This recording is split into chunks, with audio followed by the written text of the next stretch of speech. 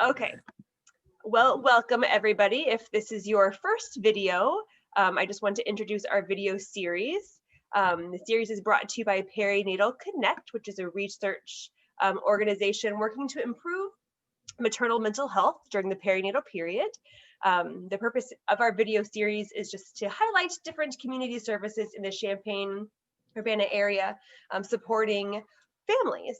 So my name is Rachel McKinney, and I'm the mother of 3. I am a patient participant and a provider in the research program, and also a childbirth educator and a doula in our community. So Emily, would you like to introduce yourself? Sure. My name is Emily Lex, and I'm a patient researcher with Perinatal Connect, and I am a social work professor at Millikan University. Awesome. And today we have Kristy Higgs with us. She's a certified nurse midwife, and she's here to share information and resources about childbirth and the parenting classes that she teaches. So Kristy, take it away. Okay, thank you. So I'm a nurse midwife. I've been a nurse midwife for 31 years. And a couple years ago, I was approached by a professor at the U of I for teaching mindfulness-based parenting, childbirth and parenting locally. So that's sort of how I got on this track. It certainly changed me personally and professionally. And Did now, you have experience in mindfulness before that she approached you, or did you? I did not, just intense curiosity. And there's nothing like someone to say, now you have to learn it. Yeah. And personally, I find it fairly addictive in a good way. So, so that's sort of how the how it started for me and how it started locally in Champaign-Urbana. Awesome. And you did teach classes in person, and now you're teaching them, virtually. Yes. Of COVID. And how long are the classes? The series runs for 9 weeks.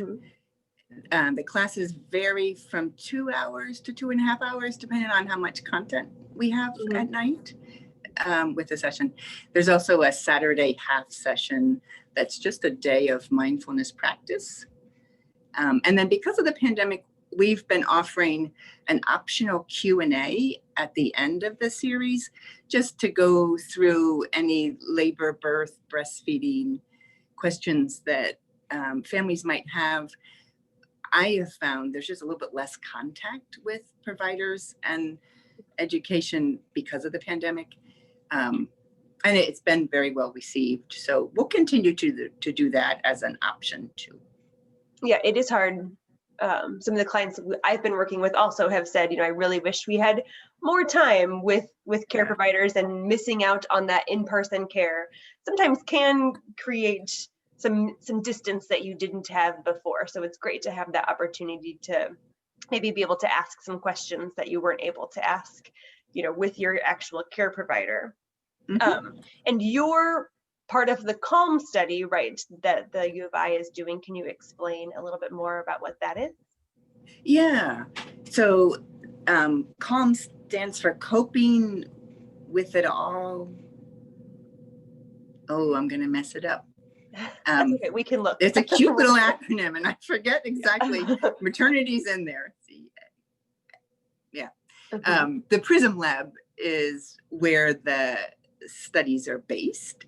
And if anyone is interested in the studies, searching the PRISM Lab at the U of I, they'll actually have links for CALM and some of the other studies that they participate in. So the CALM is a randomized controlled trial where women are assigned to different types of childbirth class. And then the researchers are studying maternal infant outcome afterward. So there's a pre-screening part to CALM. And then if you qualify, the recruiter contacts the mom, and then the study moves forward. Awesome. And it does cover part of your classes, or all of it, the cost? Yes. So anyone who enrolls in the study, any childbirth class that they participate in is covered. Mm-hmm. So ours would be covered, or whatever else they were randomized to. Awesome. Yeah. That's a great way to get some of that benefits. extra childbirth education right now when some of those options feel limited. So that's a great thing for people. Well, we can put a link into that study also in our, and so that way they can find it easily. But yeah, so how have the needs of couples changed? I know we've touched on it a little bit with COVID, so just not being able to be with their care providers and as much. Have you noticed anything else in your classes? Because of COVID? Mm-hmm. Yes, it's the postpartum preparation and the postpartum support, which is, one of the reasons I was so drawn to mindfulness is the ability to help after having a baby. With adding pause and adding a little less reactivity to your life at a time when the first thing you want to do is just scream because your button gets pushed 24/7. Yes. So not having the influx of help as much as it was ahead of time has definitely been a stressor for families. Yeah, and so that's great that mindfulness is for parenting. It's also coupled in these classes because it's really just preparing you for those moments where you feel like, oh my gosh, yeah, especially if you have other children right now. This is definitely a tricky time without having that extra support. Yeah. And so I am interested in, what does mindfulness for parenting look like? I have a little bit of understanding, I think, for birth, but that is a smaller period where things aren't changing too much, when we're talking about parenting, being the other aspect. So that changes quite a bit. So how does that, if you don't mind walking us through what mindfulness for parenting looks like? Yeah. So the major tenet behind mindfulness was started 2,500 years ago. It's not new. It's been sort of adapted in a secular way for the last 40 or 50 years. And the practice is staying in the present moment, whether you like it or not, without reactivity, as much as possible, and without judgment and without wanting to change. So the goal at the end is to decrease suffering. That's the whole intention of mindfulness. And it takes practice because it's not what our brains want to do. We're kind of designed to respond. That was how we survived from the beginning. But in our culture and current society, constant state of alert or constant response is not always skillful. So we teach mindfulness techniques, and it's based on the same mindfulness classes that are taught internationally, mindfulness-based stress reduction. So it's a modification of that with the same curriculum. And then we throw in the childbirth, breastfeeding component, and then tie in parenting with that. So from a parenting perspective, there's a lot of it is recognizing how difficult it is to parent and being kind to yourself. Moving from yourself with a place of ease and a pause. It just helps the interaction with whatever is in front of you, a temper tantrum, a 3 a.m. feeding, a fight in the car.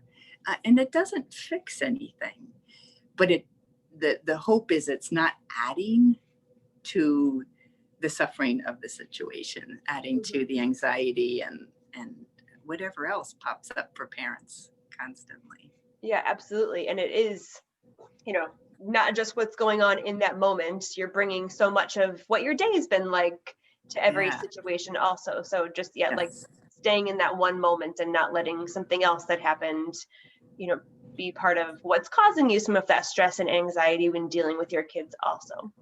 That's a great point. Yeah, that's wonderful. Well, would you be willing to lead us in a mindfulness exercise really quick before we sign off? Sure.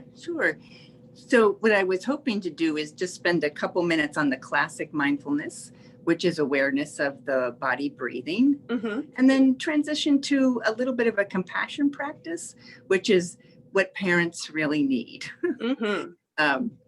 And obviously the one episode isn't going to make anyone incredibly calm and collected through the rest of their parenthood experience, but it is hopefully a little stepping stone for what possibilities are there. Yeah, absolutely. And just kind of seeing what it all entails, you know, so if it's somebody's first time understanding kind of what that looks like, maybe, you know, yeah, I can just kind of give a little glimpse into what they can expect from a mindfulness practice.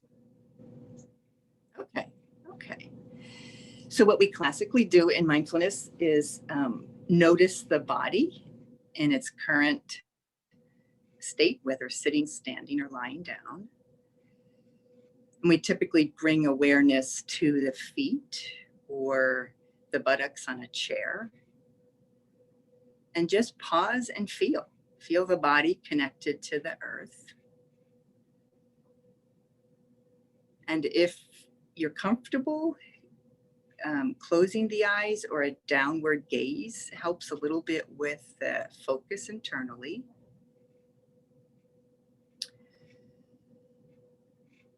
And then moving awareness to the process of breathing. We don't change how the body's breathing. It's just becoming aware with curiosity in the in-breath and the out-breath. Noting where in the body that is most prominent right now, whether the in-breath coming through the nostrils, in the chest, or in the abdomen. And just following in-breath and out-breath.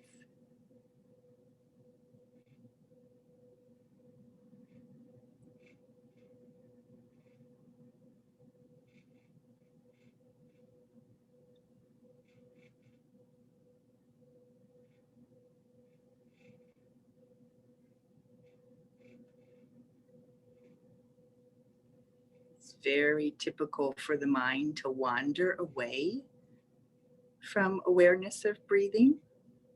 It's actually what the mind is supposed to do. And in our practice, we become aware of the wandering, and non-judgmentally, we bring it back to breathing.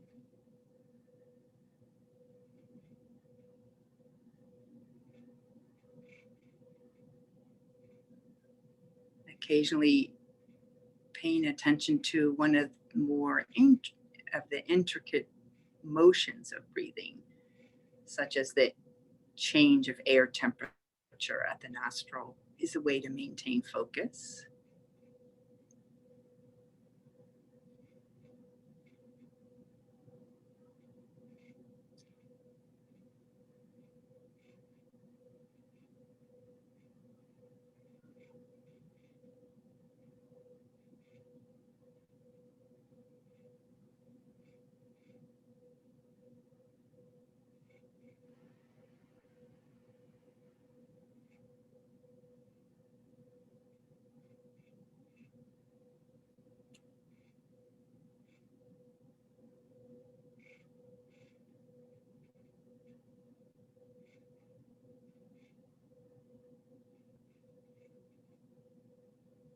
And each time the mind wanders away, the practice is to bring it back. That could happen 4 times an hour, 489 times an hour. And the awareness is in the wandering and the persistence, and interrupting that nicely, going back to the breath.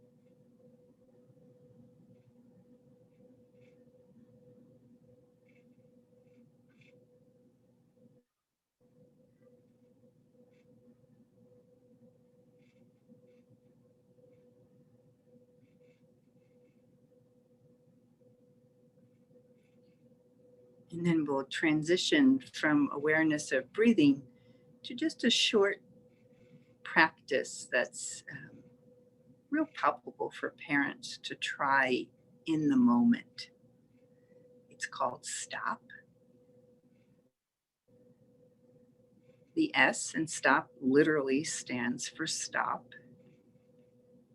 So perhaps you can imagine yourself watching a child who doesn't want to get in a car seat, or someone who's too tired and doesn't want to take a nap.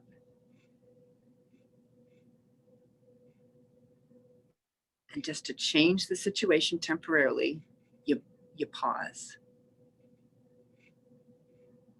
The T is take 3 breaths.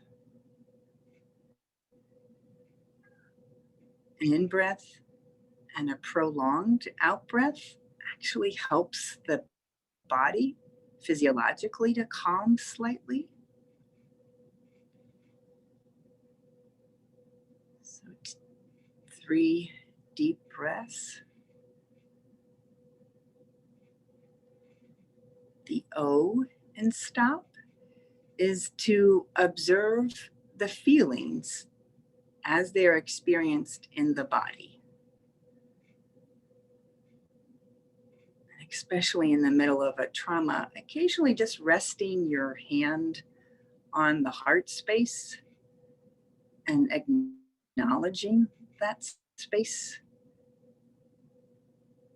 helps bring awareness into the feeling. It also encourages the calm and connect system to be more available to you.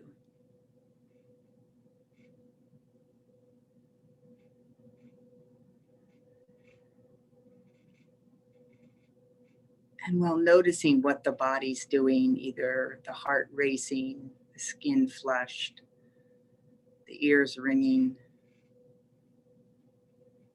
just allowing that to be there.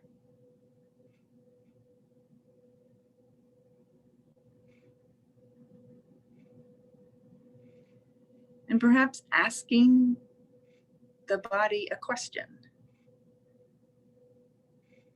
Does this serve me? Is this helpful? So, for example, does it help to raise the voice to get a child into a car seat? Just pretty understandable response from a parent who has an agenda. Just allowing the observation after the pause. And then the P is to proceed, to complete whatever is at hand in hopefully a more calm and connected space with a little bit less reactivity, which obviously helps the parent and the child.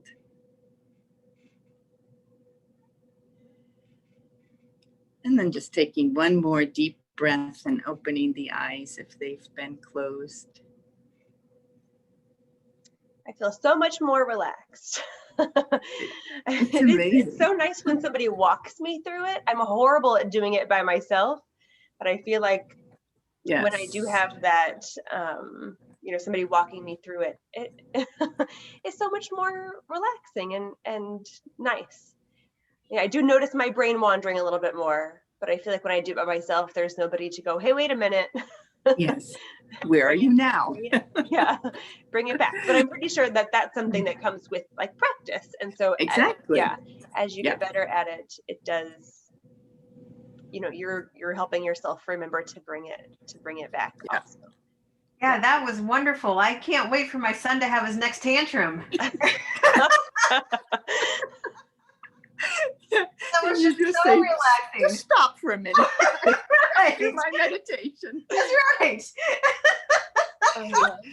And actually, and I can imagine doing that with your kids once they get older, or even just saying like, dictating what you're doing and them learning what that looks like too can be a a helpful thing for both of you. So if you're both stopping at one time and taking those breaths and kind of noticing how your body is feeling and reacting, and before you proceed, that can be a great pause to kind of bring everybody down. Yeah. Awesome. Certainly. Well, Kristy, this has been wonderful. Unless Emily or Kristy, you have anything else that you want to add? No, thank you so much. Those were great tools. Oh, great. Yeah, I'm happy to be a participant. It's wonderful that Champaign-Urbana has resources. Yes, we're very thankful for all the resources that we have, and how they have been creative and changing how they're doing things now to still reach families that need those support systems still, but COVID has definitely made it a lot harder to find those resources. So we appreciate all the work that you're doing to help families and moms and babies and dads, all get off on the right foot. So thank you very much. And if somebody does want to get in touch with you, is there a way, how, I guess that's a good last question, is just to how to find you. Yeah. So mindfulbirthCU.com is the website, and mindfulbirth@gmail.com is email. The website has a little bit of information as well as the next classes. Actually, I think I have to update then. The next class series will start January 4th and run for 9 weeks. And because they're long, we usually just do 3 a year, 3 sessions a year. And there's an intake form to fill out if you're sure that's where you want to head, or just the email link to ask questions or to arrange. We've been doing more Zoom intro phone calls because everyone knows about speaking virtually now. It's actually been kind of helpful. Yeah. Yes. Awesome. Mindful Birth CU. Yeah. Great. Thank you so much, Kristy. Thank you. I appreciate the time. Yes, no problem. Have a good night, guys. You too. Bye.